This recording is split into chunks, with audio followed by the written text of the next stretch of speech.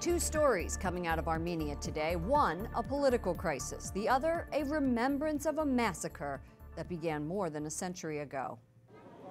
10,000 protesters marched to a hilltop memorial marking the killing of 1.5 million Armenians in 1915 by Ottoman Turks. They have been pushing for political change there for 2 weeks. Yesterday, Armenian Prime Minister Sargsyan announced his resignation and accepted their demands for him to step down.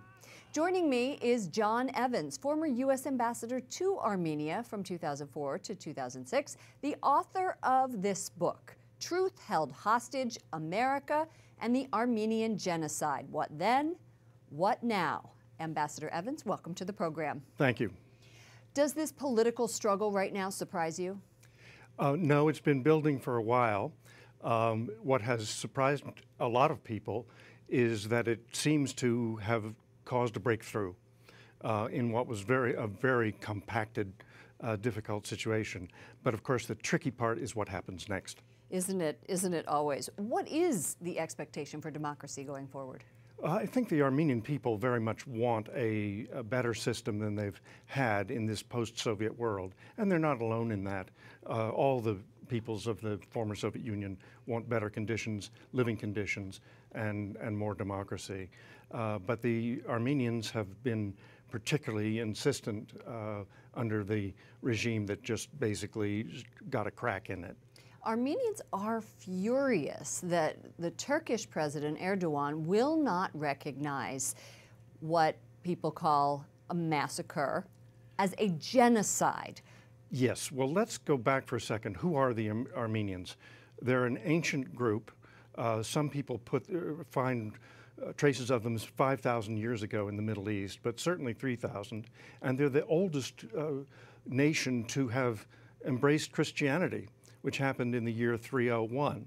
And I won't go through all the history of that. There are lots of ups and downs. Pope Urban, wasn't it Pope Urban? Anyway. Well, okay. There are lots of popes at right. that time. But, and Pope Francis, 2 years ago, recognized it was really a succession of massacres. And he called it genocide. He did call it genocide. But President Trump will not. Today, he said, statement by the president on Armenian Remembrance Day, he said, "Today we commemorate one of the worst mass atrocities of the 20th century. You have always called it genocide, even as an ambassador, and you lost your job over it." Well, I didn't start off calling it a genocide, but when I was brought back to the United States to lecture to various groups, usually on university campuses, I was very frank about my own view that this had been a genocide. We have to look at the definition of genocide.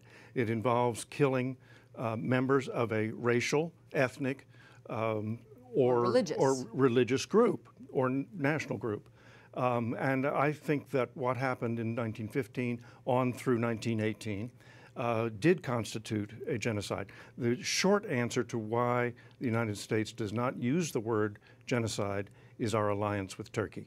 And that means that President Erdogan is a NATO ally and therefore does not want we are not pushing him to say it's a genocide. We are not pushing through the UN to him. Well, there are lots of discussions that go on between diplomats behind closed doors. And I do not doubt that there have been some very difficult discussions, particularly in the last 18 months or 2 years, because of what's been going on in Turkey generally.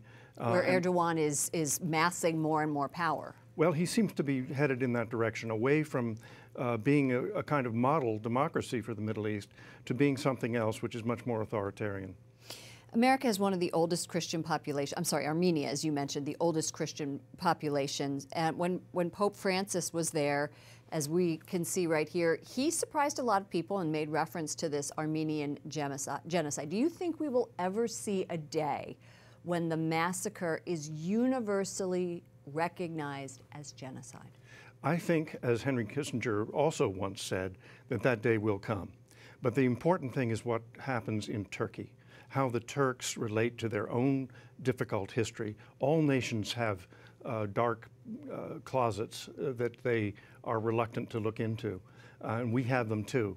But the hallmark of a democracy is the willingness to face up to one's history. Thank you so much. Ambassador John Evans, the author of Truth Held Hostage. Thank you for joining us. Thank you very much.